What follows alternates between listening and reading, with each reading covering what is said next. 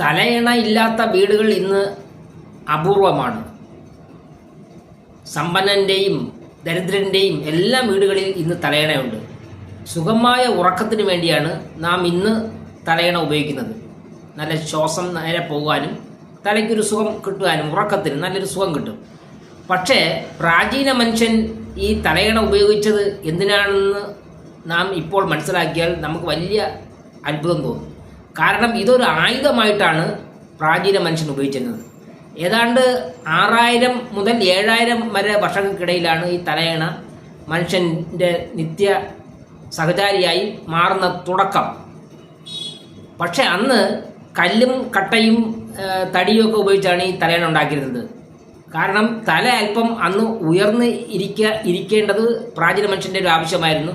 തുറസായ സ്ഥലങ്ങളിലാണ് പലപ്പോഴും കിടന്നിരുന്നത്. വല്ല മൃഗങ്ങളോ ഒക്കെ വരികയാണെങ്കിൽ നമുക്ക് കാണാൻ വേണ്ടിയായിരുന്നു അന്ന് ഈ തലയണ അന്ന് പ്രാചീന മനുഷ്യനെ സഹായിച്ചിരുന്നത്.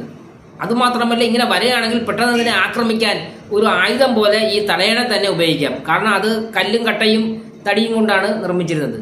പിന്നീടാണ് ഇന്നത്തെ രൂപത്തിലേക്കുള്ള തലയണകൾ ഉണ്ടായിട്ട് വളരെ കുറച്ച് കാലമേ ആയുള്ളൂ. ഒരു 2000 വർഷത്തോളമേ ആയിട്ടുള്ളൂ. അത് റോമക്കാരും ഗ്രീക്കുകാരുമാണ് അതിൽ വലിയ സംഭാവന ചെയ്തത്.